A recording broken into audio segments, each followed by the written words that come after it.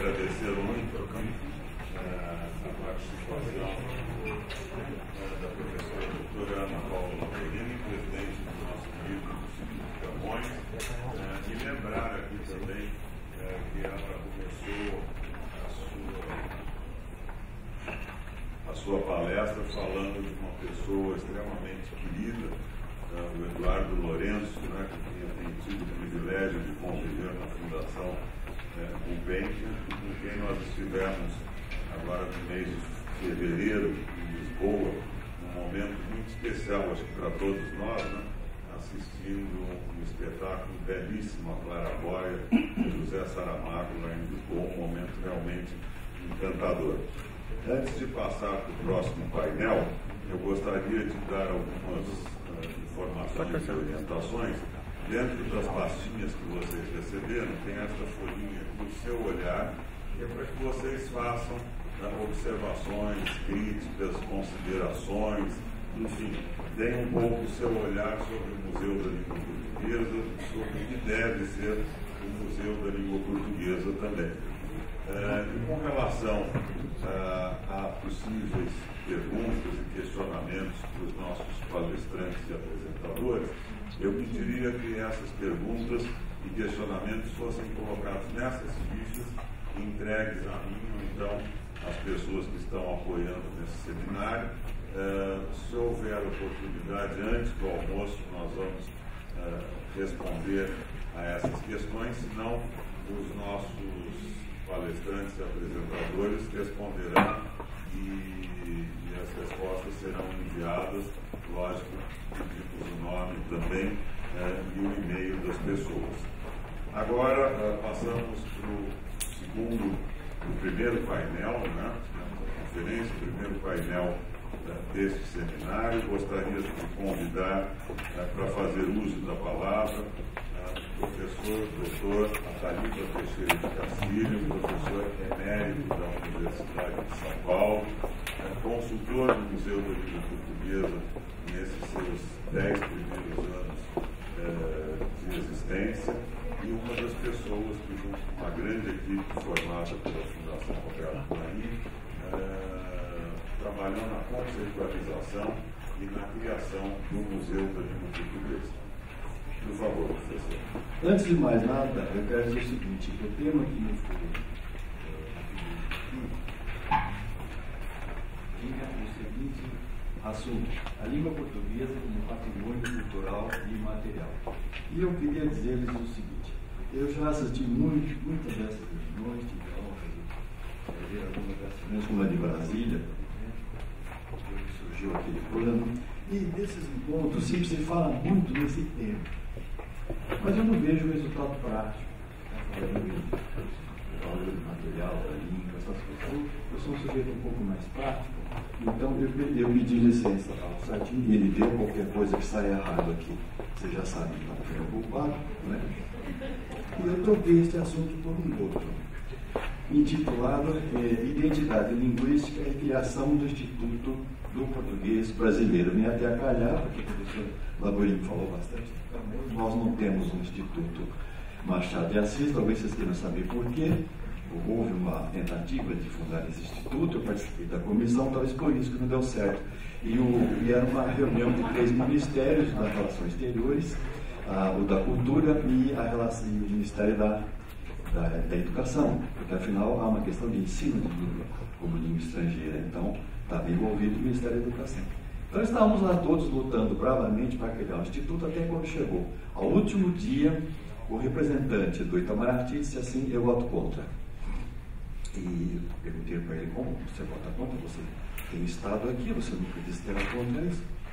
Eu vou te explicar uma coisa. Vocês, professores universitários, têm toda a liberdade para propor, fazer e acontecer. Nós do Itamaraty e o pessoal do Exército, não. Nós somos 2 órgãos do Estado, não do governo. Então nós temos uma hierarquia rígida. Eu fiquei aqui, participei deste evento, tudo. Quando foi na hora de votar, eu fui buscar a minha orientação, qual é a minha instrução. E é assim que funciona o Itamaraty, assim que funciona o Exército. E a instrução foi o seguinte: vote não. E ele disse, esse não vai dar certo, porque nós, do Itamaraty, sempre lecionamos português no estrangeiro. Nós temos 24 centros culturais que fazem isso. E agora vocês querem passar isso para a presidência da República, então nós iremos perder o tipo de trabalho que nós fazemos? Então não. Nós estamos esperando o que acontecer. E me disse, não adianta vocês esperarem, porque quando isso cair na mesa do Lula, vai lá o nosso chanceler e vai dizer, isso aqui é nosso. E acabou. De fato foi assim mesmo. O Instituto Machado de Assis ficou só no papel. Agora eu, velho teimoso, venho propor aqui, então, a criação desse Instituto Brasileiro, Instituto do Português Brasileiro. Agora vou ler, que não tenho boa memória, tem uma querida colega Laborinho, para lembrar de tudo aquilo. Visitar o Museu da Língua Portuguesa, inaugurado em São Paulo em 2006, é dar de cara com nossa identidade linguística, isso já foi lembrado aqui. É de identidade linguística que trata nesse projeto, que tem por objetivo ampliar as atividades desse museu, acrescentando-lhe um centro de pesquisas, a denominar Instituto de Português Brasileiro. Mais de um eixo movimentou os realizadores do Museu da Língua Portuguesa, coincidindo todos na certeza de que refletir sobre nossa língua é investigar nossa própria identidade, é capacitar-nos de que somos herdeiros de uma larga tradição histórica, é preparar-nos para os tempos que estão por vir. Não estranha que o logotipo do museu seja uma impressão digital estilizada. Somos nós que falamos essa língua. Para atingir essa finalidade, além das exposições permanentes e transitórias, previu-se uma atividade educativa que pode ser desenvolvida em qualquer parte do mundo, bastando para isso acessar os livros-textos da página do museu. Em sua feição inicial, esta página convida o visitante a desenvolver indagações sobre a língua que ele fala, fundamentado num conjunto expressivo de documentos recolhidos no vínculo Corpus Internacional da Língua Portuguesa. Uma bateria de textos provocativos, problematizadores, incitam a refletir sobre tópicos como estes. Como a língua portuguesa se estruturou ao longo de seus 900 anos de vida? Aqui no Brasil só 300, porque até o século XVIII não se falava português no país inteiro. Como adquirimos a língua falada na infância e a língua escrita nos bancos escolares? O que caracteriza essas duas modalidades? O que é a língua escrita literária? Como a língua falada e a língua escrita se manifestam nos espaços geográficos europeu, brasileiro e africano? Como se dá a sua mudança ao longo do tempo? De que modo ela reflete nossa complexidade social? Como apropriar-se do padrão bruto? O que é gramática, léxico, semântica, discurso? São as grandes disciplinas da linguística. O que é isso? O que é literatura? Qual o papel da língua portuguesa numa sociedade globalizada? Como se pode ensiná-la como língua estrangeira? A mensagem contida nos textos já disponibilizados é que a língua é para a reflexão, não para a estéril decoração de regras. É para a viagem ao interior de nossas mentes, não para a realização de exercícios gramaticais burocráticos. A língua é, sobretudo, para o percurso pessoal, não apenas para o curso escolarizado. Língua é liberdade, não é submissão. Refletir sobre a língua materna é o primeiro passo para a formação da mentalidade científica. É também um grande passo para a formação de uma cidadania ativa, participadora e indispensável às sociedades democráticas. O Museu da Língua Portuguesa vem apostando nisto, o que explica o seu sucesso. Aliás, muitas vezes, quando a gente está visitando o museu, e em vez de ser um visitante, toma a atitude de um filósofo, você sabe que o filósofo é aquele sujeito que, se de repente uma mulher se desnuda na rua, todo mundo olha para a mulher e o filósofo olha para a cara das pessoas que estão olhando para a mulher. Porque ele quer explicar o que está acontecendo naquele fenômeno. Então, a mesma coisa acontece com a nossa a reflexão sobre a língua portuguesa. E muitas vezes, olhando, então, dando uma de filósofo, os visitantes do Museu da Língua Portuguesa, eu cheguei a ver muitas vezes, acredito em vocês, não estou mentindo, gente chorando. Chora, aqui tem vários colegas que trabalhavam bastante ali no museu, que viam isso. E o que é engraçado, quando eles mais choravam, era quando eles viam a linha do tempo. aqui se ensinava a origem europeia, depois latina, depois portuguesa, europeia, portuguesa, da língua portuguesa. Aí, quando chegava lá no último quadro, o nosso querido amigo presente, o Mantovani, falou: vocês podem fazer todos os seus quadros, mas o último é o meu. Ele é diretor de cinema. E como é que vai ser o seu último? No espelho. No espelho. Quer dizer, quando a pessoa chega ali e se vê no espelho, ela se dá conta de que ela é herdeira daquela enorme tradição que está descrita ali de séculos e séculos. E aí as pessoas caem no choro. Eu tenho uma colega que vai sempre ao museu, porque agora estamos temporariamente desativados, é a professora Cohen, lá da UFMG. Ela falou: eu não venho aqui para ver mais a exposição, eu venho para ver a cara das pessoas. E eu fico espantada com a emoção que toma conta delas ao verem isso que está aqui. Quer dizer, é um choque de identidade, basicamente um choque de identidade. Então, a presente proposta volta-se para a ampliação das atividades do museu no momento de sua recriação 10 anos após o começo do seu funcionamento. Propõe-se a instalação de um centro de pesquisas que não duplique o que já se faz nas universidades. Antes disso, esse Instituto do Português Brasileiro atuará em campos linguísticos ainda não versados. O texto está sendo organizado. O que é a identidade linguística? Uma explicação muito superficial, né? Objetivos desse instituto e sua organização acadêmica.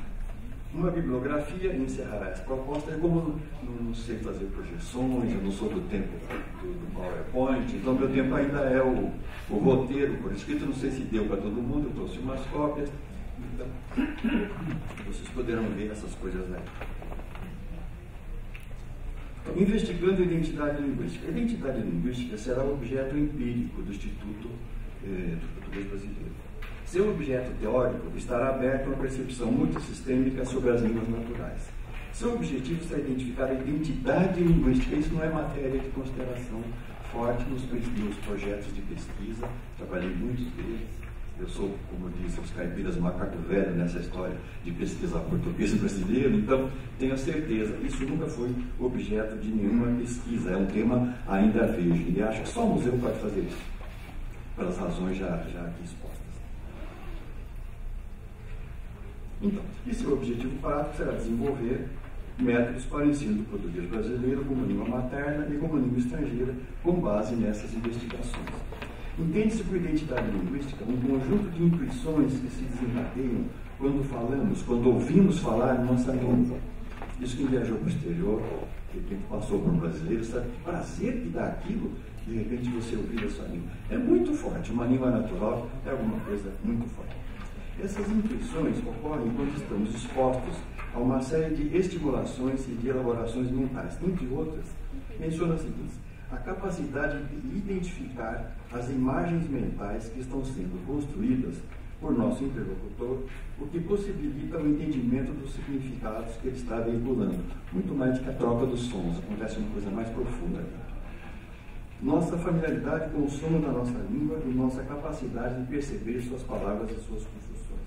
O reconhecimento das estratégias conversacionais do nosso interlocutor. Conversação, a realização mais básica de qualquer língua, é a conversação. Aí então se encontram muitas coisas interessantes para você teorizar, e eu já fiz isso em outras ocasiões. A identidade linguística, em suma, sempre é uma explosão do nosso conhecimento linguístico, que elaboramos juntamente com a aprendizagem de nossa língua. O fundamento desse conhecimento encontra-se no conjunto de categorias lexicais, gramaticais, semânticas e discursivas que atuam simultaneamente, as quais identificamos na infância e que seguimos elaborando pela vida fora. Por fim, nossa identidade linguística aflora quando interagimos com outras pessoas que falam a língua portuguesa. Essa identidade é um conceito familiar para os linguistas, mas é extraordinária para falantes comuns, como aqueles que visitam o Museu da Língua Portuguesa, que, como sabem, não foi concebido para a academia. O museu não é para linguistas. O museu é para as pessoas que passam na estação do trem ali embaixo.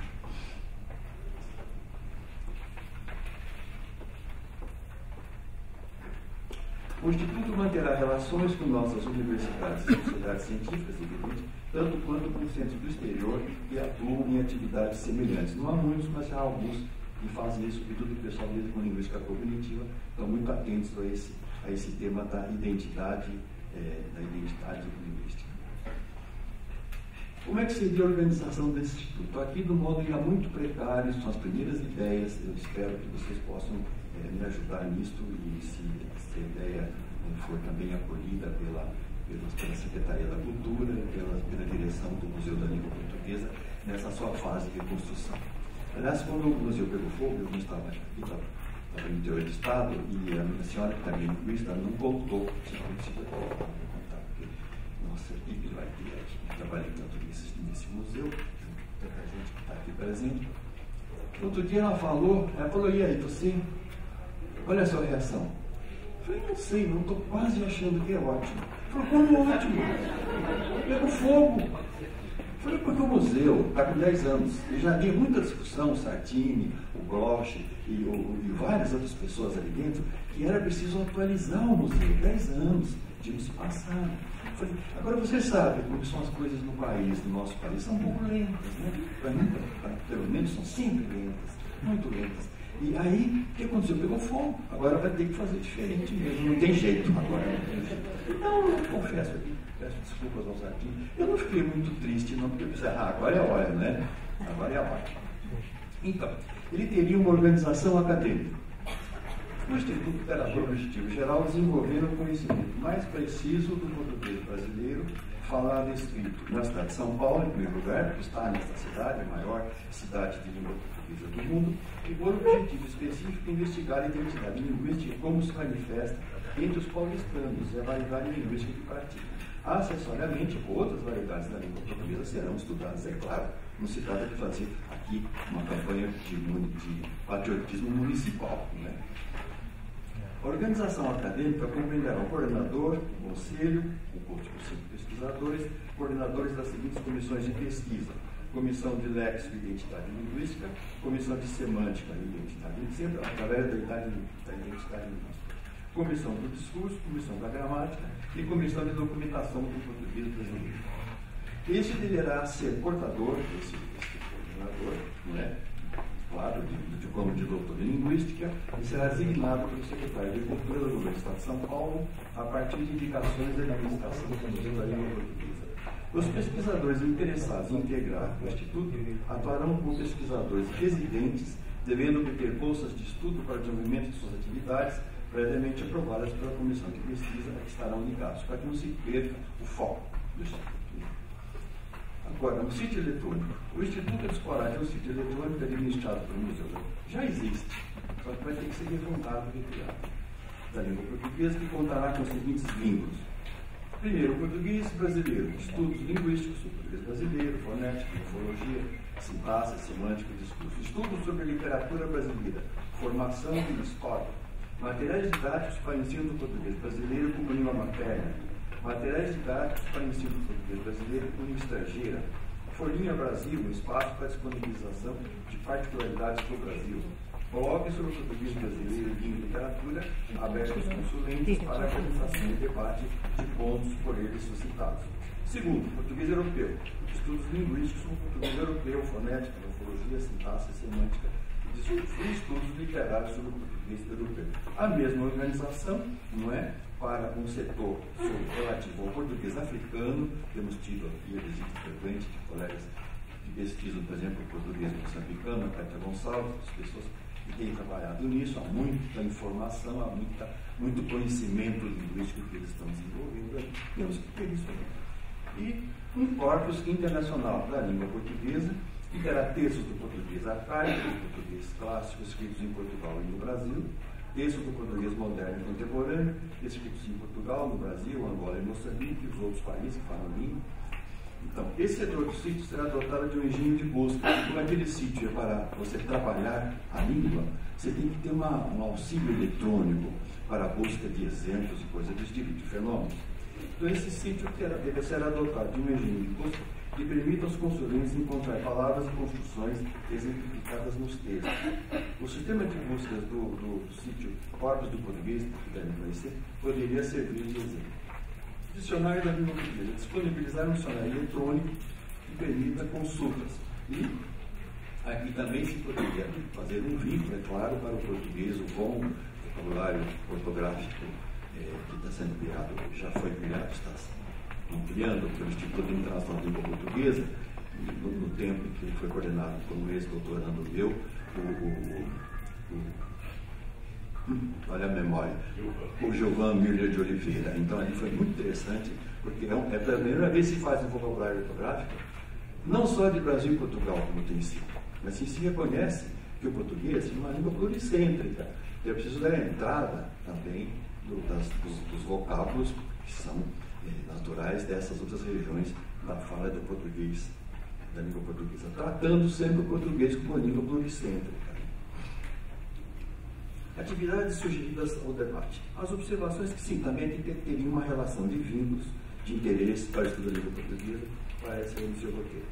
Atividades sugeridas ao debate. As observações que seguem deverão ser submetidas às comissões. Essa é uma exemplificação do que se pode fazer, né?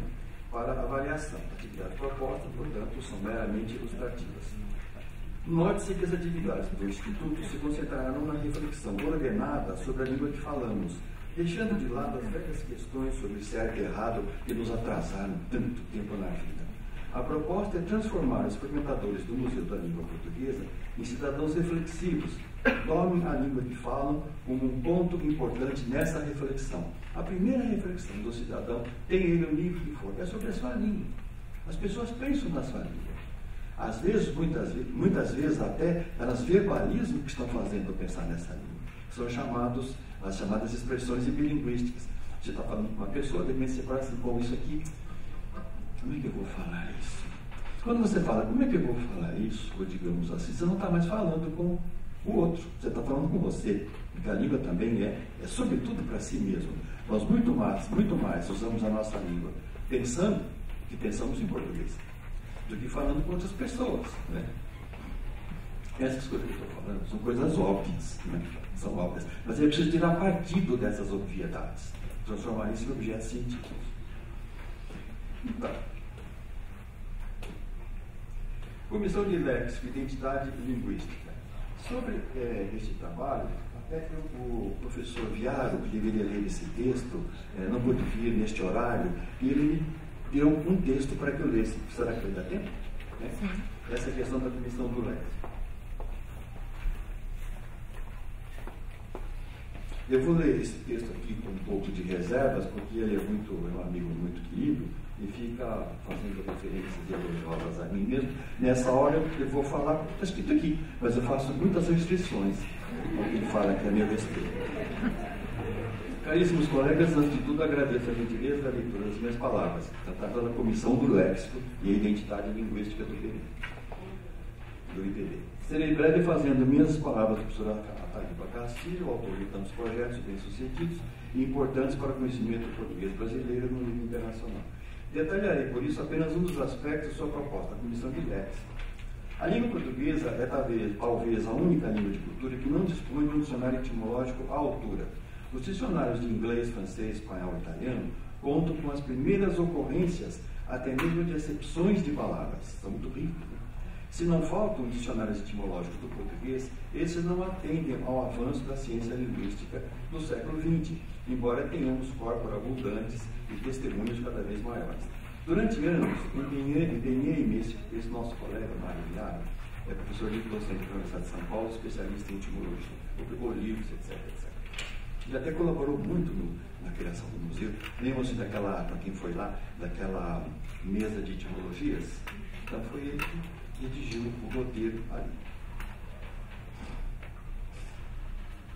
Durante anos, empenhei-me em mostrar-lhes o Mário que a etimologia é uma ciência por meio da divulgação em revistas e no Museu da Língua Portuguesa, ciência abandonada nos inícios do século XX pelas contingências das mudanças dos paradigmas sociais e científicos do pós-guerra. No caso da linguística, veio uma linguística ahistórica.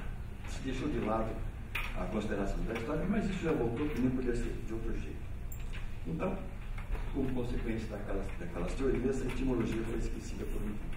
Esquecida e deixada na mão de não especialistas, a etimologia transformou-se em conhecimento frívolo, até o ressurgir das pesquisas históricas no final do mesmo século. Né?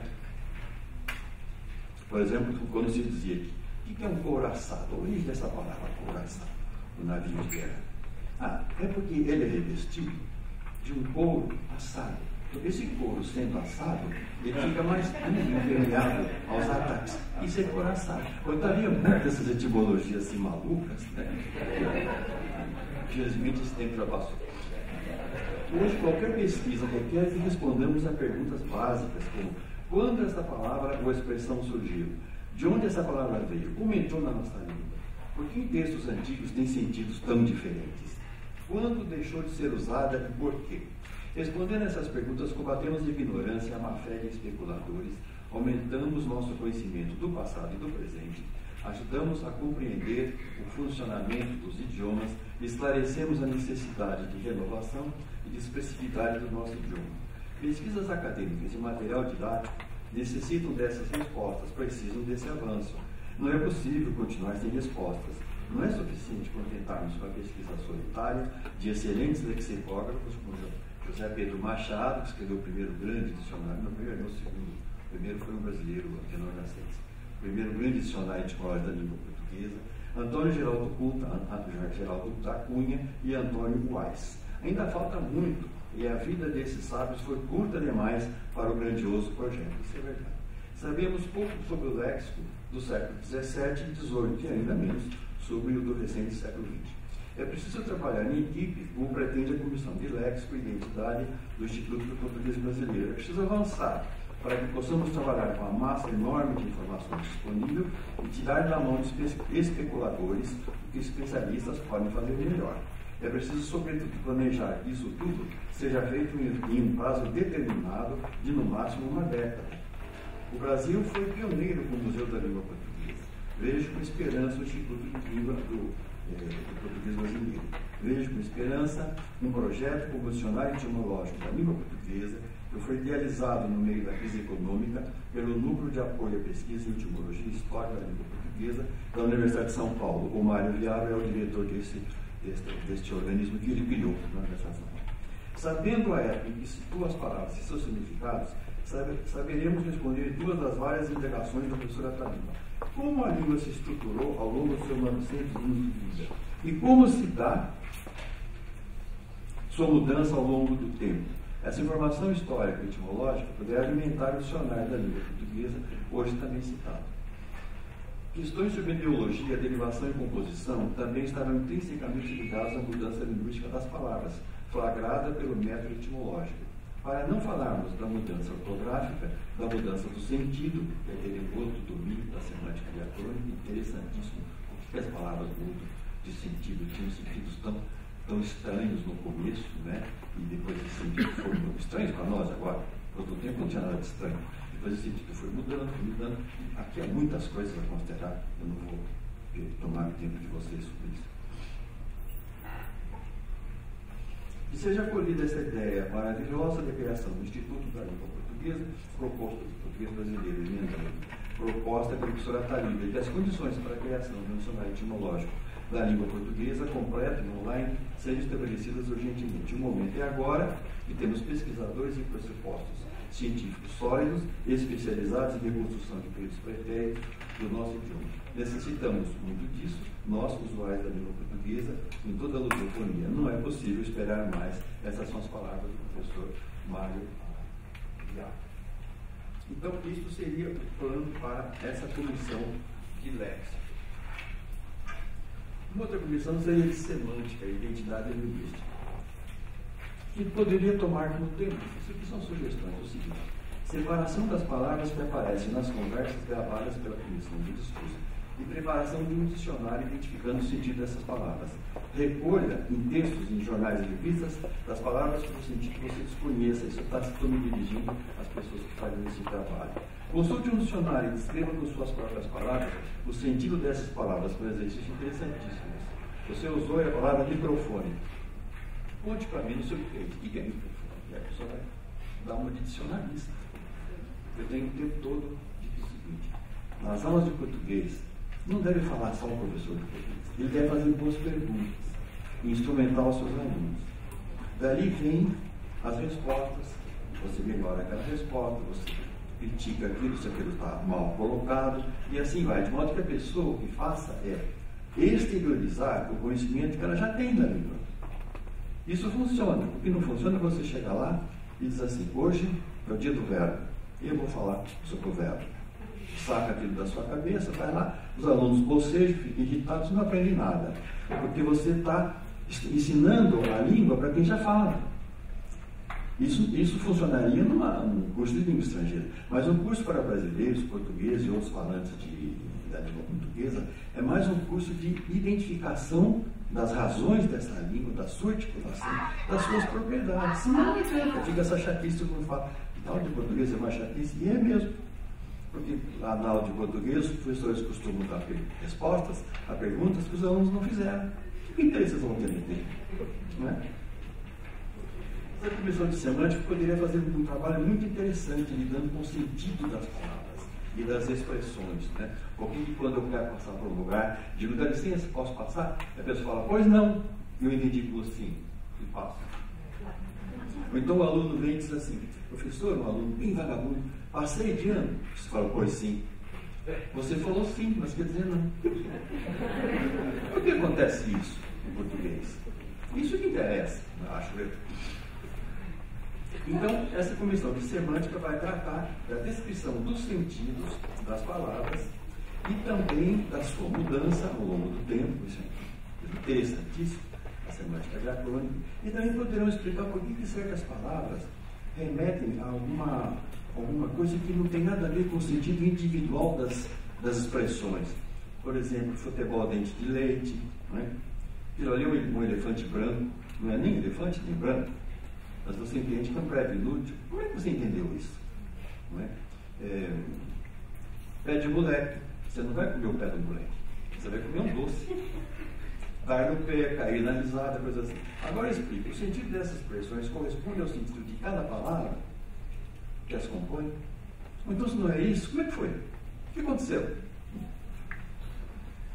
Então, depois também haveria uma comissão do discurso. Essa comissão do discurso que vai tratar dos textos falados, começando por estes, e depois os textos escritos. Já uma enorme literatura sobre tudo isso aqui no Brasil, também em Portugal. O projeto de gramática do português brasileiro, que acaba de sair a segunda edição em 7 volumes, trata disso tudo, lidando com dados da língua culta falada no Brasil.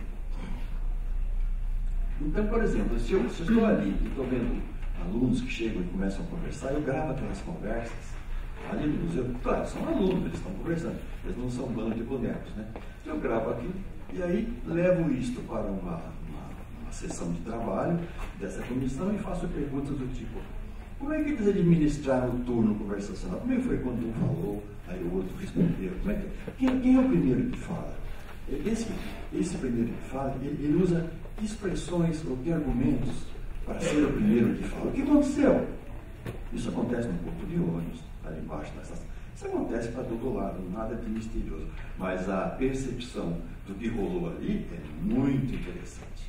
É muito interessante. Sendo essa a manifestação mais básica de uma língua. Né? Quem conversa não precisa nem saber escrever, mas ele conversa. Então ele sabe a língua. Quem conversa? Depois, como funcionam esses sistemas de correções? Você às vezes se corrige, você corrige o outro. Por que as pessoas se corrigem quando falam? Lembra bem o seguinte: nunca não corrige no português. Ah, você falou errado. Não é isso. Você falou tal coisa, mas parece que não é bem isso. É golpe, não é golpe? Coisa assim. Então, a identificação e a descrição dos marcadores conversacionais, essas expressões que vêm na conversação e que as gramáticas não tratam. Você vai conversar, realmente pergunta uma coisa e fala assim: bom, eu acho que isso é assim, isso é assim, né? Veja que você não falou assim, né? Eu acho que isso é assim, assim. Bom. Por quê? E veio o bom primeiro, né, do fim. Tem que haver uma razão, que é a estrutura da língua. São coisas óbvias, né? Mas é na obviedade a coisa mais interessante para a sua identificação com a cada língua. É lá que se acha. Então, estuda a repetição das palavras, para é um elemento que, no começo, eu dirigi aqui o projeto A Nova Urbana Culta, foi o primeiro grande projeto de estudo aqui em São Paulo, um projeto nacional. Foi o primeiro grande estudo da língua falada. Então a gente fazia as gravações, transcrevia tal coisa para falar, e aí a gente ia examinar aquilo. Aí, quando saíram esses textos, que foram publicados em São Paulo, os colegas que recebiam o volume diziam: escuta, mas isso aí, vocês estão estudando a língua dos gaguinhos? E eles ficam se repetindo, e falam: cara, você também repete. Tive um colega que me disse isso. Vocês pegaram afásicos. Você sabia que eu descobri? Ele falou: o quê? É que você não sabe o que é fazer. Porque se você gravar uma aula sua, você vai encontrar tudo isso aqui. Isso aqui é gravação de aula, de conferência. É assim que nós falamos. Mas a língua falada, posta no papel, sabe, é um tapa na cara de quem não está acostumado a refletir sobre o que é a língua em todas as suas manifestações, não é? Então, esse colega depois andou reformulando a sua percepção de afasia. Os nossos falantes eram tão afásicos como ele mesmo. E a repetição é tão própria da língua falada e tão afastada da língua escrita, não precisa de repetição. Porque se você não entender um pedaço, você volta atrás e lê. Mas quando você está ouvindo uma conversa, não pode voltar atrás e ouvir de novo, né?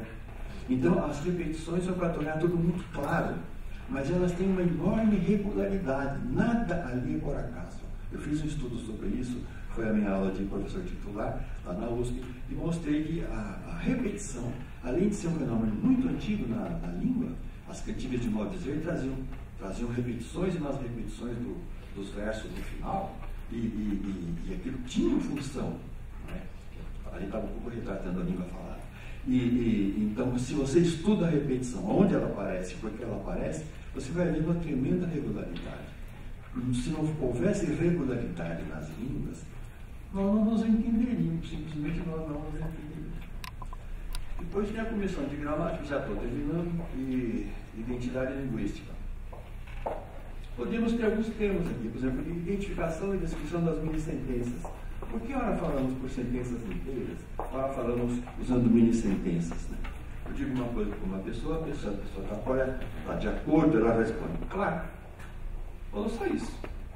Qual é o papel dessas mini-sentenças, né? Enfim. Como é que damos ordens? Como é que formulamos pedidos? Leia um conto, identifique os temas ou assuntos que foram desenvolvidos reunidos num quadro, que seria um quadro tópico daquele texto. Identifique as sentenças que foram usadas no desenvolvimento de cada um desses temas. Que expressões linguísticas usamos para incluir participantes de uma história? E por aí vai. Não vou ficar lendo tudo isso. Finalmente, a Comissão de Documentação do Português Brasileiro. Ou seja, o que estou propondo é que haja um instituto para a reflexão sobre a língua.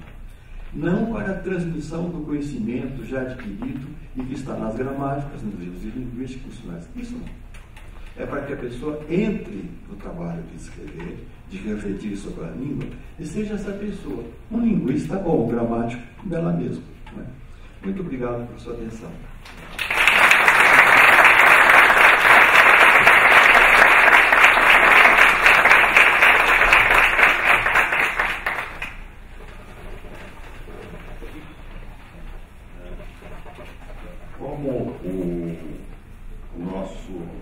A nossa saída para o almoço está prevista para as 12h30. Nós temos um tempo para perguntas, para questionamentos. Pediria para a professora Thalita que se sentasse. E vou mudar aqui um pouquinho a nossa programação. Eu acho que não podemos perder essa oportunidade. Então, exatamente. Eu gostaria de convidar a professora Ana Paula Laborinho para tomar assento também, porque eu acho que não podemos deixar essa oportunidade passar em brancas nuvens, né? Obrigado. Não estava previsto, agradeço. Então, eu gostaria que, em havendo perguntas e questionamentos por parte dos senhores, eles fossem encaminhadas por escrito. Mas eu tenho já uma primeira questão que eu gostaria de colocar aqui para a professora Ana Paula Laborinho e para o professor Natalíba também. Recentemente, num encontro que eu tive, alguém falava assim: puxa, Na China, hoje, o português que se ensina é o português falado em Portugal. Recentemente, mesmo na Fundação Gulbenkian, né, nós tivemos uma reunião do Conselho, nós temos um prêmio de literatura, e no regulamento dizia que as obras escritas deveriam vir no português na sua modalidade europeia. Então, conversamos e mudamos isso, colocamos em português. Né? E eu costumo dizer, quando eu estiver perdido na Sibéria, por exemplo, para pensar num lugar bem distante, inóspito, e encontrar alguém falando português, eu não vou me importar se ele está falando com sotaque de Portugal, de Moçambique, com sotaque do Brasil, do Sul, do Nordeste. O importante é que esteja falando português. Né? Então, gostaria de saber um pouco, até a partir dessa proposta bastante interessante do professor Dalíba Teixeira de Castilho, né?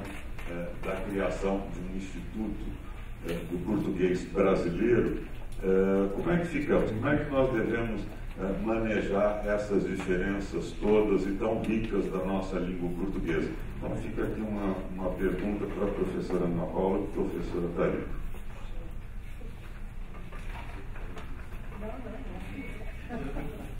Bom,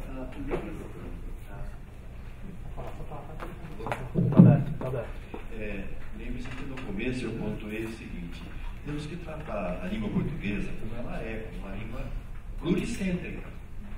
Ela não está centrada num único lugar. Isso é muito bom, porque mostra como essa língua se espalhou. Aliás, nesse particular, ela compartilha propriedades com o inglês. O inglês americano, o inglês europeu, o inglês da Austrália. As línguas que se espalham tomam acentos próprios de cada lugar. Isso é interessante, é maravilhoso para o estudo dessas línguas e como um fato social. De modo que quando eu proponho, como brasileiro, como paulista e como caipira, quando eu proponho a criação do Instituto Português Brasileiro, é porque nós estamos aqui no Brasil. Né? A criação do Instituto como esse, que eu não sei se vai dar certo, espero que, mas enfim, a criação do Instituto como esse não afasta de forma nenhuma as outras variedades. Tanto que nas comissões que eu vi ali, a representação das variedades de Portugal, de Angola, Moçambique, Guiné-Bissau e vários outros lugares onde a língua de fato se implantou, e é a língua nacional, inclusive. Mas nós temos que dar prioridade a um desses lugares, tomando os outros como ponto de referência para o estabelecimento de eventuais contrastes e diferenças. Afinal, as línguas somos nós, e cada um de nós utiliza essas línguas de acordo com a nossa tradição cultural, social, coisa do estilo. Então, de forma nenhuma, quando eu proponho isso, eu estou pensando em excluir as outras variedades, mas em incluir, porque as mesmas pesquisas que fossem feitas sobre o português escolhido aqui deveriam ser comparadas com o português escolhido em Lisboa, ali no Chiado, ou então lá em Moçambique, e coisas assim. E da diferença que se encontrarem entre essas variedades é que ressalta a nossa identidade nacional. Então é mais para a busca da identidade do que por qualquer outra coisa. Acho que o pensamento da política linguística do Instituto Camões, como foi exposto aqui, eu já sabia por outras vias, mas enfim, e de outras coisas que se venham a criar, são sempre no sentido da inclusão e não da exclusão. Nós somos a quarta língua do mundo. Se a gente começar a brigar entre nós, vai lá para a 45ª. Então isso não interessa. Professor Dalíba Castilho, é um enorme prazer e uma enorme honra estar aqui ao seu lado, que faz parte dos mestres. Eu falo não tanto porque não sou linguista, mas falo mais na dimensão de política de língua. Estamos aqui entre também amigos e eu acho que posso confessar, não fica bem, mas enfim, que tenho muita pena que o Brasil não tenha uma instituição que possa, de facto, com os outros países, trabalhar na internacionalização. Ajudava muito este processo de crescimento do português como língua internacional. E eu falo sobretudo do lado da política de língua, da política linguística, e de facto aquilo que nós queremos e que está consignado no Plano de Ação de Brasília, como o Sr. Professor sabe, é trabalharmos em conjunto. Os centros de língua portuguesa que temos no mundo, nós queremos que sejam centros de todos, dos professores brasileiros, não há infelizmente professores dos outros países, e por isso não me parece que seja de facto relevante, mas pelo contrário é interessante essa a variedade. A variedade é interessante e por isso nós, nesta dimensão mais internacional, há universidades onde há professores brasileiros e, portanto, é natural que a variante que aprendem é essa, mas isso não nos impede de trabalhar também com eles e de estarmos também, de nos entendermos, que isso é que é o mais importante. Por isso, parece-me que, numa dimensão internacional, o que é importante é juntarmos esforços. Eu gostaria muito que eles pudessem ser juntos e, se calhar, esta rede em conjunto seria bastante mais forte. E aí, como disse, não há uma guerra, mas é óbvio que, até do ponto de vista das identidades, o facto de alguém poder ir a uma reunião e poder falar na sua língua dá-lhe poder, dá-lhe capacidade de expressão. E é isso também que nós pretendemos. É que a língua, quer se queira, quer não, é poder.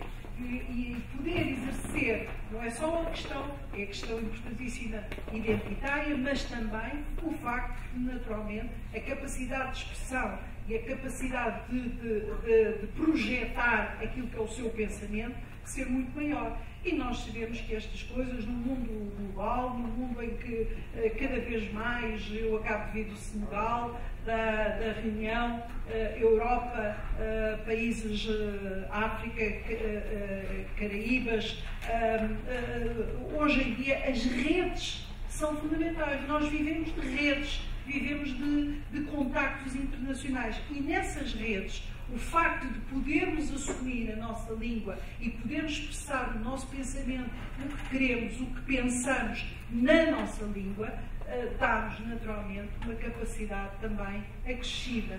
E é muito também por aí que me parece que não deve haver nem sequer questão sobre isso. Naturalmente que é importante estudar as variedades. Por exemplo, como disse, nós em Moçambique, a nossa cátedra, a cátedra que apoiamos na Universidade Eduardo Mondlane, é uma cátedra para estudar o português na variedade moçambicana. A cátedra que estamos a apoiar em Cabo Verde serve também para estudar o português na sua variedade cabo-verdiana.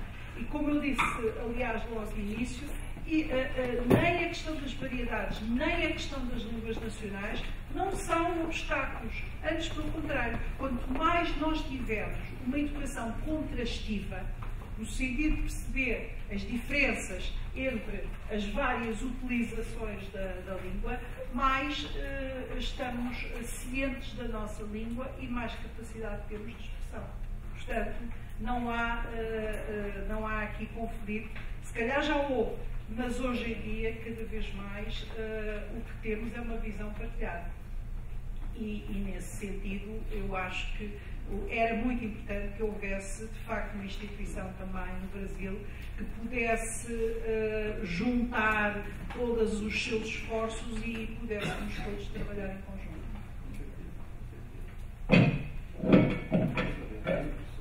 Bem, obrigado. Então, fico mais tranquilo, porque eu sei que a professora Ana Paula Laporinho, como o professor Rui Vieira Nery, também tomam um pequeno almoço. A professora Ataliba Teixeira de Castilho, o Barreto, café da manhã. Eu prefiro mata-bicho. Então, estou livre para continuar nessa escolha. Muito obrigado. Perguntas, por favor, encaminhem para a nossa auxiliar. Gostaria primeiro de passar a palavra para o Hugo Barreto. Eu queria fazer um comentário em cima exatamente da proposta. Vamos sentar aqui. Nós temos um palco na cadeira também, explorando as dimensões do português. Do professor Ataliba e muito impressionado com a apresentação da professora Ana, do Instituto Camões, até porque conheci o Instituto 10 anos atrás, ou 12 anos atrás, na época do início do desenvolvimento do Museu da Língua, e fiquei muito impressionado com essa dimensão política da promoção. Promoção é entendido, largo senso, não é meramente algo de festividade, da língua portuguesa. E aí me atrevo, professor, a fazer uma observação sobre a sua proposta, já que estamos num debate, em dois aspectos. Primeiro, sobre a arquitetura institucional do Instituto que o senhor propõe. E segundo, sobre o foco de atuação. Sobre a arquitetura, eu fico imaginando se um instituto vinculado a um museu, ligado a um governo de São Paulo, apesar da pujança de São Paulo, se ele teria a eficácia no sentido de atuação fora do Brasil e em dimensões outras muito fundamentais, na dimensão política, como bem disse a professora Ana, da promoção da língua e da articulação da língua junto aos diferentes ambientes onde ela existe ou onde estão em vias de se surgirem novos usos a partir dessas demandas até mencionadas, como na Líbia e assim por diante.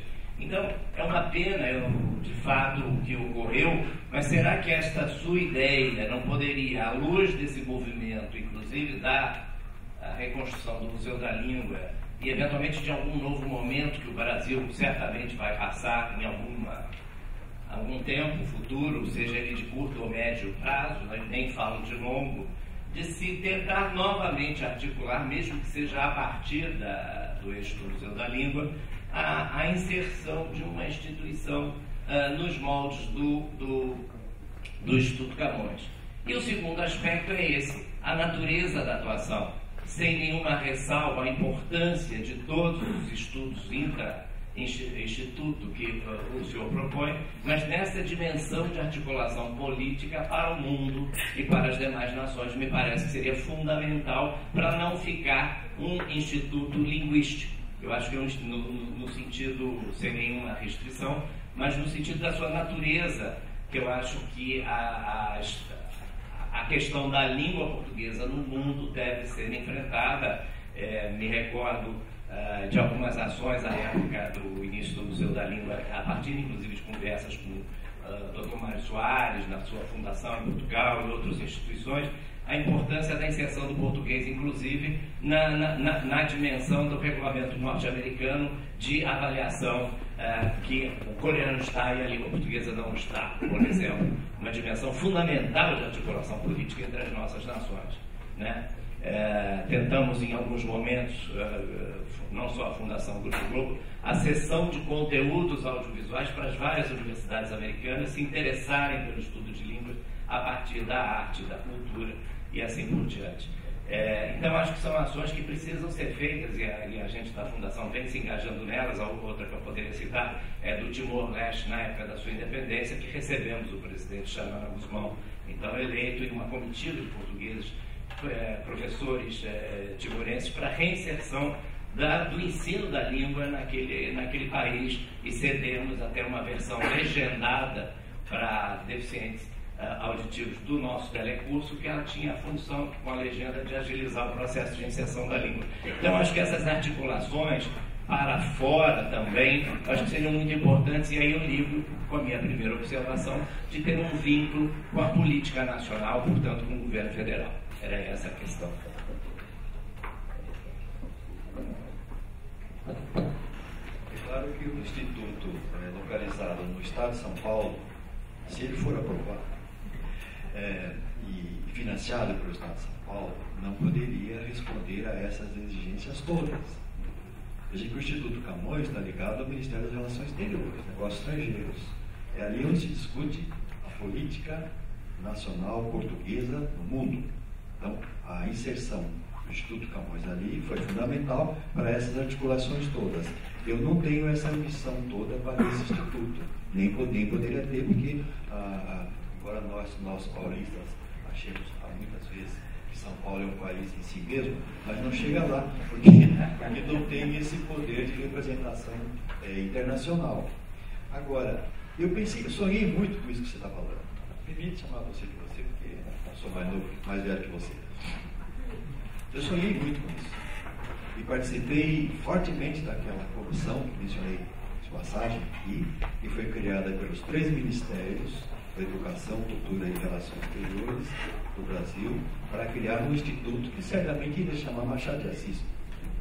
Isso, inclusive, não é a coisa mais importante. E esse instituto teria o papel que o Instituto Camões tem, que o Instituto Cervantes tem, que o Goethe Institute tem, que o British, o Confúcio, da China, que o British Council tem.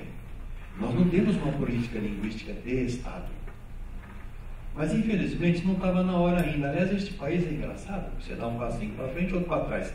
Se é que você não dá 2 para trás. Porque naquela ocasião estava tudo muito bem redondo.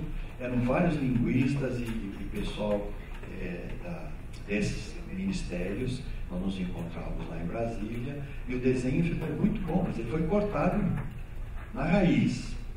Porque, como mencionei, porque o Itamaraty achava que desse jeito se ia tirar deles algo que eles já faziam há mais tempo.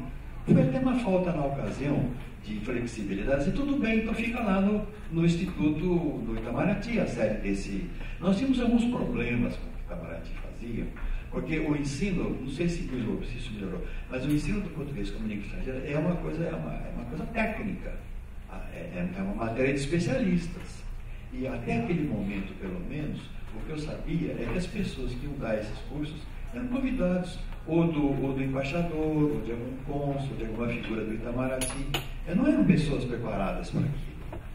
E isso irritava muito o panorama dos linguistas no Brasil, pois aqui já existem, uma Sociedade Internacional de Português e Língua Estrangeira, existe todo um domínio de linguística aplicada que trabalha nesta questão de como ensinar o português como língua estrangeira. Então isso é uma coisa para profissionais. Então a ideia era que tivesse isso. Mas o Itamaraty não quis abrir mão e naquele momento o ministro era muito mais forte do que os outros 2 juntos, ou talvez até triplicados, e então não passou, a ideia não passou. Então quando eu proponho alguma coisa nesse sentido muito mais modesta, porque é mais um instituto de investigação da identidade, para dar ao Museu da Língua Portuguesa um braço acadêmico, sem invasão dos departamentos de linguística do país, que são muitos e muito fortes. Não é preciso, vai sobrar pão para todo mundo. Então, não é preciso ficar tomando o lugar deles. Mas aí seria alguma coisa muito ligada ao museu, porque, veja bem, ele está aqui em São Paulo. Qualquer outro estado poderia ter criado um museu desse, não é? Não havia nenhuma lei proibindo. Mas foi São Paulo que criou. E ao criar, tinha esse sentido muito forte de que aqui é a maior concentração de falantes de língua portuguesa no mundo, mais de 20 milhões. Bom, isso propõe em si mesmo, para mim que sou linguista, um problema científico curioso. Mas que língua é essa? Temos que estudar isso. Tem até um antigo aluno meu lá na USP, Ronald Mendes, que criou um projeto, está andando bem rápido, de documentação do português de São Paulo, tanto o culto quanto o chamado vernacular. Então, mas era preciso dar um pouco mais de empenho ao museu, para que ele não ficasse só no setor, errado isso, tinha muita coisa, no setor de mostrar exposições sobre a língua, de mostrar como a língua é, mas sim de dar um outro passo e tentar identificar por que a língua é como é. Então, de fato, você acertou em cheio quando disse: isso aí está muito linguístico, isso aí é pergunta de linguista. Aí não tem pergunta de política linguística, mas o Estado de São Paulo não pode entrar nisso. Isso é domínio do governo federal, e o governo federal patina e não faz isso. Não sei se ficou satisfeito com a minha resposta. Não, mas eu fiquei satisfeito. Não, eu entendi a natureza da sua proposta. Só me ocorre. O microfone. Só que o doutor já estava aqui inscrito, mas o Rui já estava aqui inscrito para simplificar aqui as nossas relações. Só como um comentário. Não invalido ela, mas só me dá pena que o Brasil, talvez a partir desse trauma da perda do Museu da Língua e da sua reconstrução, não possamos agir nas duas dimensões de ter um instituto, um núcleo, seja o que for, de pesquisa no museu, até porque dentro das premissas da Unesco do papel de um museu, esta é uma dimensão necessária, mas também, por que não provocar, nesses novos tempos que virão, uma reflexão sobre o Brasil ter o seu Instituto Machado de Assis. Nome melhor não é. Somos dois a lamentar isso. Três. Já que o nosso pai... Professor Oliveira Nery falar uma pergunta e depois nós mudamos um pouquinho a dinâmica, né? Pedindo para as pessoas fazerem as perguntas, depois a Renata Beltrão e o Davi, o senhor secretário, será o último.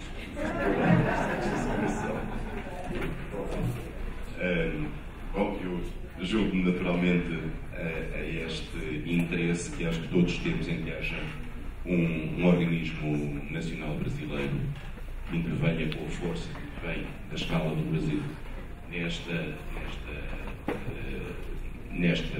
luta comum, se quisermos, não é fundamental. Depois, se está na tutela de uma área ou de outra, é um velho debate, em Portugal nós também temos, e se calhar é menos importante do que envolver na própria atividade dos vários setores. Claro que tem que haver um setor de relações externas, tem que haver um setor de educação, um setor de cultura, e eles têm que trabalhar em conjunto, independentemente de saber onde é que organicamente está localizado. Isso até é mais difícil do que mudar de tutelas. Agora, a minha pergunta é um bocadinho provocatória. Eu sou musicólogo de formação e trabalho muito sobre músicas latino-americanas no período colonial e particularmente brasileiras. E uma coisa que me emerge muito é a existência de muitos Brasis, como de muitos Portugais. Ou seja, eu acho que nós devemos colocar a questão da identidade não tanto na correspondência a um Estado-nação, mas à diversidade efetiva dos usos culturais e dos usos da língua. Em Portugal, por exemplo, nos Açores e na Madeira, nós usamos os gerúndios como no Brasil. Não se pode falar de um uso português único. Certamente que não se pode falar de um uso nacional brasileiro único, com certeza que há muitos traços comuns, mas também há muitos traços divergentes. Eu acho mais interessante trabalhar sobre as identidades no plural do que sobre a identidade no singular, porque a identidade no singular leva em geral a um fabrico ideológico de uma realidade utópica e como o Sr. Professor muito bem, por exemplo, chama a atenção para as especificidades do uso paulistano, por exemplo, a identidade brasileira é a soma, é um mosaico desses usos totais e, portanto, poderia haver um risco de forçar, por uma razão ideológica, uma realidade cuja riqueza está precisamente na diferença. Não é? É uma observação muito boa, eu agradeço muito. Ainda mais o senhor é da Fundação Gulbenkian, né? Foi a minha primeira bolsa. Em 1962, o senhor ainda nem tinha nascido. Eu tive uma bolsa, minha primeira vida por exterior com a minha senhora, foi lá em Lisboa, conhecemos professores importantíssimos ali, que exerceram muita influência na minha carreira depois. Toda a questão é que esta proposta é uma proposta inicial que tem que ser realmente criticada, elaborada, e a sua manifestação é muito importante para que não pareça que é um instituto encapsulado aqui em São Paulo. Né? Embora aqui estejam, vamos dizer, 10% dos brasileiros, mas mesmo assim a variedade é muito grande e não poderia deixar de se considerar isto. O próprio museu, na sua fase expositiva, tinha um mapa dialetológico do Brasil. Quando a pessoa queria ouvir uma palavra, como era produzida naquele lugar, apertava lá no canto do mapa e escutava a fala local, porque nós temos já o Atlas Linguístico do Brasil, temos várias pesquisas, tudo isso se sabe e nada disso ia ser ignorado. Podia-se até fazer um tipo de estudo contrastivo da identidade do norte, do sul, aqui do centro, sul. Então, todos esses são projetos políticos que poderiam ser apoiados. Sem dúvida, como eu disse no começo, esse instituto tomaria em conta o português como pluricêntrico. Né? Como este ambiente é mais próximo de nós, fica mais fácil pesquisar este ambiente, mas sem exclusão dos outros ambientes. Eu imagino, por exemplo, se fosse um projeto para estudar o português do Brasil inteiro, então o instituto só não bastaria. Né? E as universidades têm feito isso. Aí nós a gente está chovendo no molhado, entrando em campos que já estão sendo percorridos, e essa é a razão. Mas eu agradeço a sua observação, e sem dúvida é preciso anotar isso ali, para que fique claro que não é uma coisa de patriotismo municipal. Muito obrigado. Obrigado. Gostaria agora de passar a palavra para a pergunta da Renata Beltrão, que é assessora de imprensa da Secretaria de Estado da Cultura. Bom dia. Pergunta para a professora Ana Paula. Em tese, a riqueza da variedade linguística, paradoxalmente, ela é uma barreira para o acesso no Brasil à produção audiovisual em língua portuguesa de outros países, Portugal, enfim, dos países africanos. A gente recebe quase nada de filmes portugueses aqui, quando recebe legendados, também paradoxalmente, como se outra língua fosse. Então, eu queria saber se no âmbito do trabalho do Instituto Camões isso é um ponto relevante, de que forma é trabalhado.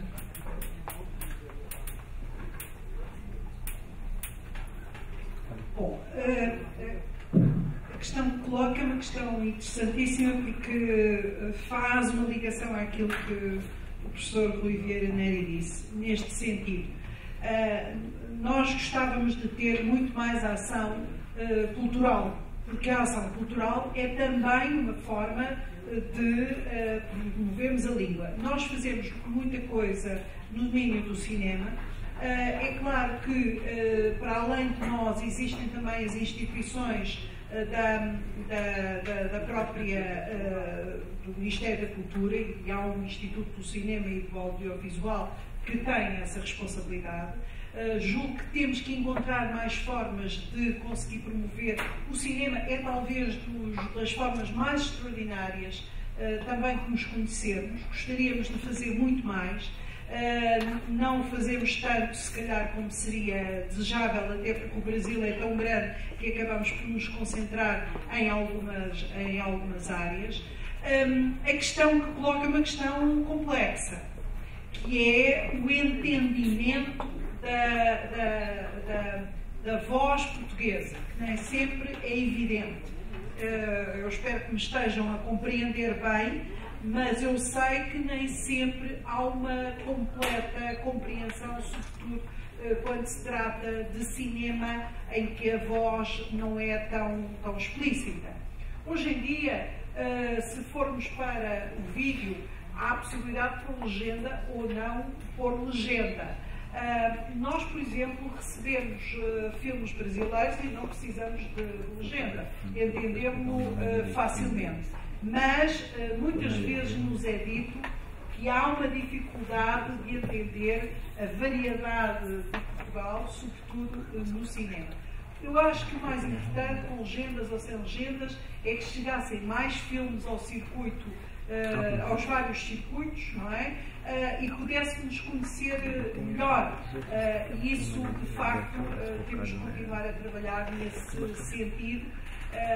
O Brasil é tão grande que nós não conseguimos chegar a todo lado, fazemos isso em alguns lugares. Como eu disse, nós estamos em 84 países, com meios que não são grandes. O cinema é, de facto, das formas mais extraordinárias de comunicarmos entre países. E seria desejável conhecermos melhor o cinema uns dos outros. Obrigado. Gostaria agora que o Davi, diretor do CISEM, fizesse a sua pergunta. Bom dia. Professora Tariba, minha pergunta é para o senhor. Temos nos deparado reiteradamente com um manifesto desejo de tombamento da cultura caipira, em todas as suas dimensões, desde a culinária, a música e, em especial, o dialeto caipira, como patrimônio imaterial. Eu gostaria de saber o que o senhor pensa a respeito disso, e tendo em vista que o museu é um lugar onde se preserva, se pesquisa, enfim, comunica patrimônio, que papel teria esse tombamento, em especial no Museu da Língua Portuguesa? Bom, fico de novo com aquele problema que o Rui levantou, né? De ser alguma coisa muito focada aqui. Entretanto, queria dizer o seguinte: se nós levarmos em conta que o português, pelo que entrou aqui no Brasil por São Vicente em 1532, foi o primeiro lugar E, de fato, houve chegada de colonos para ficarem aqui. Depois que outros pontos da costa foram sendo visitados, criando-se outros núcleos. Mas o primeiro núcleo foi aqui em São Paulo. Esse pessoal, depois de ficar algum tempo ali, subiu a serra, se fundou o primeiro lugar Santo André, que é mais antiga que São Paulo, depois São Paulo. E aquelas pessoas ali, então, começaram a entrar pelo país, os chamados bandeirantes, para predação de minerais importantes, como ouro e prata. As pessoas não vinham com tanto sofrimento e custo aqui para ficar proclamando as graças do nosso litoral, eles vinham mesmo atrás da prata, do ouro e a apreensão dos índios para trabalhar. Com isso, o português caipira foi levado para muitas partes do Brasil. Depois, o que aconteceu é que aqui mesmo, onde se formou esse português, houve uma mudança linguística muito grande pela explosão da população do estado e da cidade. E vieram pessoas de muitos lugares, e inclusive aí quase que desapareceu o meu queridíssimo R retroflexo, de comer, verbo, araraguara. É tão lindo isso, né? Mas então, agora, para poder recuperar essa história, eu lancei em 97 na USP, eu lecionava lá naquele momento, um projeto de história do Rio de São Paulo. E chamei vários colegas do Brasil, e eles acharam que a ideia era tão boa que não devia ser só português de São Paulo. E esse projeto passou a ser um projeto nacional. Hoje ele está sendo desenvolvido por 200 pesquisadores, em 12 regiões do país, do norte, por todo lado, onde havia linguista interessado nisso. E estamos preparando agora a primeira consolidação dos resultados. Saíram 9 volumes de ensaios, mas era preciso consolidar isso numa coisa mais visível. E eu mesmo estou trabalhando nisso, deve ser a última coisa que eu vou fazer, porque também a idade está chegando, mas são 11 volumes sobre propriedades, sobre a implantação do português no Brasil, a sua interação com línguas indígenas e africanas, a formação dos dialetos, dos falares que há aqui no Brasil, e a partir do ano que vem essa coleção vai estar aí funcionando. Então, quando eu soube disso, de transformar o caipira num patrimônio, é claro que eu achei uma ideia ótima, achei uma ideia excelente. E para essa ideia, a parte linguística já está bem descrita. Há uma literatura sobre isso, em algum momento posso passar, se quiser, essa literatura, de sorte que seria o mais certo do mundo. Eu proporia como primeiro passo desse programa a reinstalação do R caipira. O R caipira, é o R retroflexo, né? De modo que, muito obrigado por ter dito isso, que me deixa muito mais animado do que eu já sou. Muito certo, né? Finalizando agora essa sessão, passaria a palavra para o secretário Marcelo Araújo. Bom, queria primeiro agradecer muito a professora Taliba, a professora Ana Paula, pelas contribuições. Eu acho que essas duas palestras iniciais do nosso seminário deram um tom extremamente contributivo e que eu acho que as próprias, enfim, o próprio desenvolvimento dessa discussão já evidenciou a importância dessas contribuições. Eu queria resgatar algumas das questões que foram colocadas pelos dois. Na fala inicial, a nossa grande expectativa com esse seminário é justamente de colaborações e diretrizes para, enfim, o futuro do museu, para esse processo de renovação.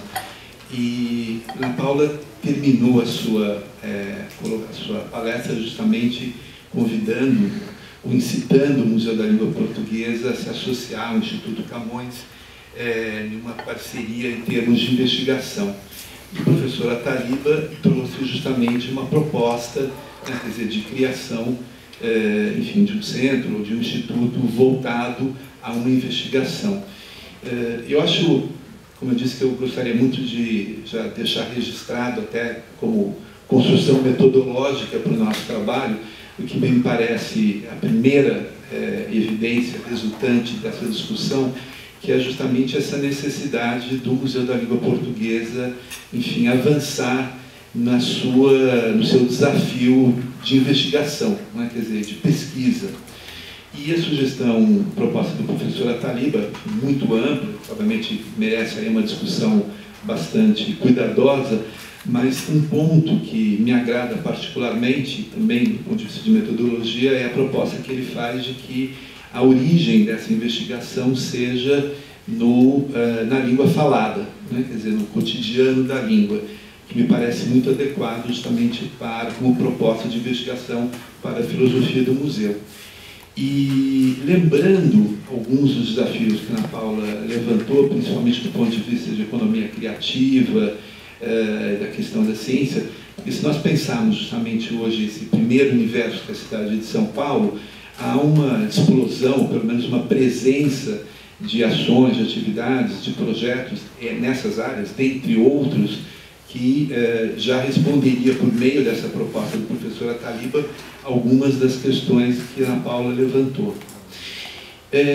Outra questão também que eu acho muito interessante e também queria um pouco ouvi-los, que o museu trabalha, acho que isso é óbvio, né, quer dizer, nessa dimensão da língua, e utilizando muito a literatura e a música, né, quer dizer, são duas áreas extremamente ricas nessa confluência com, enfim, a questão da língua. E São Paulo, justamente por ser também, enfim, uma cidade de imigração, tem no cruzamento, inclusive, quer dizer, da língua com essas duas linguagens artísticas, manifestações muito interessantes.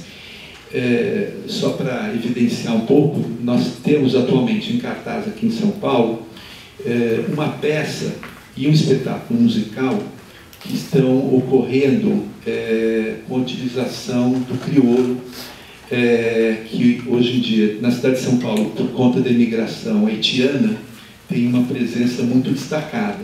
É uma peça na Vila Itororó, que é a cidade voodoo, e é um musical no Sesc que, enfim, ocorrem assim, com a utilização do crioulo e que, obviamente, já até pela dimensão dessa imigração, o que daria também para o museu e para essa reflexão, eu acredito que uma perspectiva que, claro, que para a Secretaria e para a Museologia é muito importante, é justamente de uma contribuição, justamente, enfim, para questões sociais que estão aí colocadas no nosso cotidiano. Então, eu acho que seria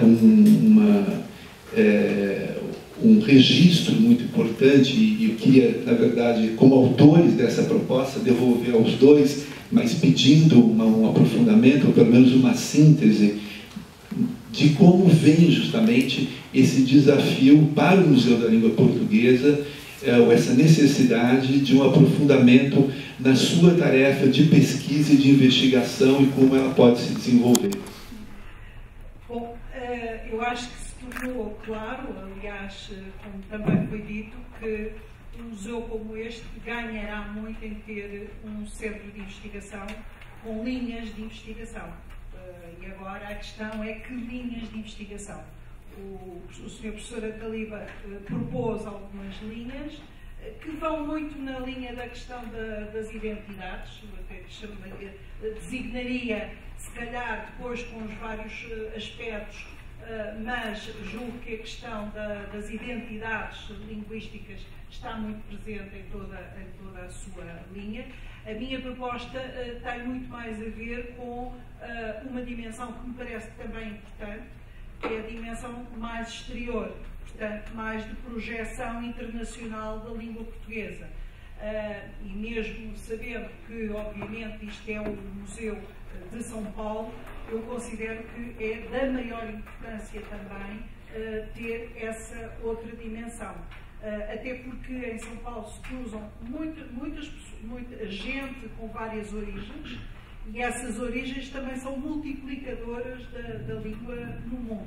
Portanto, as questões mais desta dimensão do português na sua dimensão internacional, que se calhar não estava tão presente na versão anterior do museu, eu acho que é da maior importância também, porque hoje não podemos só pensar na língua enquanto património dos novos Estados que a formam.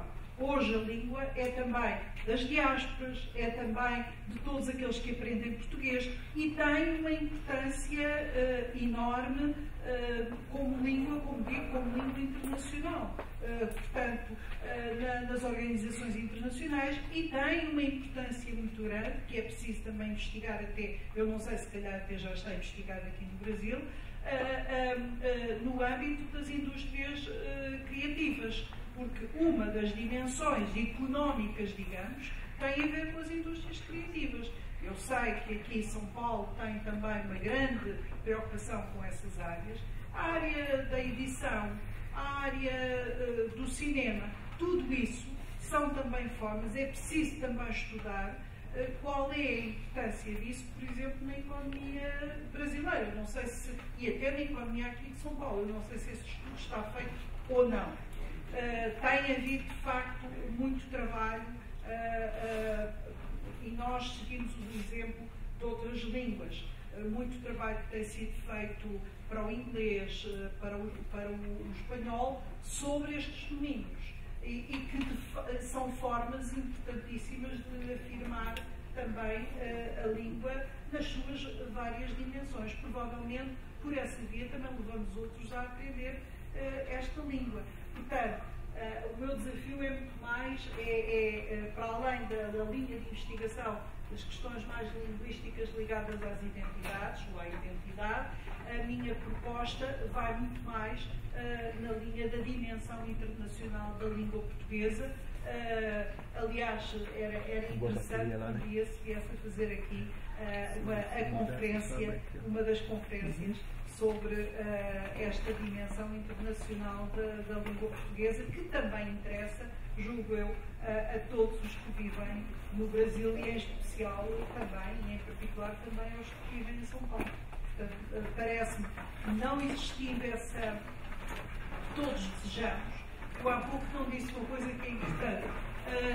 Nós temos tentado muitas vezes com o Itamaraty trabalhar em conjunto. Até mesmo ao nível de fazer, por exemplo, ciclos de cinema de língua portuguesa no estrangeiro, fazer feiras do livro em que participamos em conjunto. O facto de no Brasil não existir uma estrutura como a nossa pode determinar isto como orientação, leva a que mesmo que o Itamaraty o queira, não consegue, porque depois está muito dependente daquilo que são as decisões tomadas em cada um dos locais onde há presença. Enquanto que nós podemos dizer, nós no início do ano, por exemplo, no final dos anos, para preparar o plano de atividades dos anos seguintes, nós enviamos, por volta de outubro, um conjunto de orientações, o Cervantes faz o mesmo, o British Council faz o mesmo, orientações do que é que devem ser as linhas de programação cultural para o ano seguinte. E podemos dizer, tem prioridade a questão das feiras de livro conjuntas, dos ciclos de cinema conjuntos e, por exemplo, tem prioridade o Dia da Língua Portuguesa, que se comemora no dia 5 de maio. Eu não sei se aqui é muito habitual também comemorar, mas, por exemplo, nós, só Portugal tem cerca de 200 ações que vão acontecer no dia 5 de maio nos vários países. Então, para poder atender a sugestão do secretário, seria uma questão de aprofundar uma linha que o museu já dispõe, que é a evolução do Rio do Brasil. A história do mapa ecológico, onde você ouve as diferentes vozes do português brasileiro. Isso seria preciso ampliar. Certeza que até amanhã não fico nada. Também, o europeu, o português de Angola e assim por diante. Mas poderia haver um foco também aqui nessa cidade. Na universidade já se tem estudado a presença de bolivianos aqui em São Paulo, de que modo eles estão aprendendo português e que interação eles estão tendo e o que está acontecendo do ponto de vista linguístico. Não conheço nenhum trabalho sobre os haitianos, mas sem dúvida que a sua proposta seria o alongamento do eixo que o museu já dispunha, mas que estava parado com um quadro mais geral, menos paulistano. Isso aqui é engraçado. Você vê mais português falado no Brasil todo e menos do que aqui. Então você tenta dar um pouco de um grãozinho de sal aí para trazer um pouco a sardinha para a nossa brasa, quer dizer, que se mostrasse um pouco o que acontece aqui em São Paulo, pela importância da cidade e tudo mais. Agora, eu acho, com a colega, nós não temos um órgão que trate da coisa internacional, da projeção para fora. Não temos. E o Itamaraty se encastelou nos seus centros de língua portuguesa, de cultura brasileira. Eu visitei alguns deles, convidaram até para trabalhar muito tempo atrás lá no Peru, mas achei um pouco muito triste. Então, quer dizer, aquilo ficou uma coisa muito encastelada, sabe? Não amei a críticas que foram feitas nos congressos dos linguistas para abrir um pouco. Até aqui não se conseguiu isso. De fato, é um ministério, a minha percepção, não tenho assim, uma visão tão forte da administração brasileira, mas a minha impressão foi que é um ministério que não quer largar o osso, para dizer as coisas de modo mais assim, cruel, né? Mais direto. Então, mas isso é alguma coisa que se pode perfeitamente fazer no museu, e nessa fase agora da recriação do museu, né, esse é um tema que deverá certamente ser considerado. Acho muito boa ideia. O Instituto de Camões também está no Ministério dos Negócios Estrangeiros. O que nós procuramos, o Instituto está no Ministério dos Negócios Estrangeiros. É claro que procuramos, e agora até com a área da cultura, procuramos sempre uma articulação. Devo dizer que eu acho que essa articulação ainda devia ser maior. Devíamos ter uma forma, no passado chegámos a ter um conselho consultivo, nós temos conselho consultivo, mas tínhamos um conselho estratégico, que eu acho que falta neste momento, em que estava o Ministério da Cultura, o Ministério da Educação e até o Ministério da Economia, na altura. E eu sinto que o Conselho Consultivo não chega, que deveria haver um Conselho Estratégico que deveria integrar os vários ministérios e, portanto, no fundo, o que nós fazemos é um bocadinho por vontade própria articular, mas devia ser alguma coisa ainda mais forte. Portanto, não tem a ver com isso. De facto, seria um crescimento espantoso para a língua portuguesa se pudéssemos ter uma instituição de projeção internacional no Brasil e que pudéssemos articular as nossas políticas. Muito bem. Gostaria de agradecer muito a professora Ana Paula, a professora Nataliba,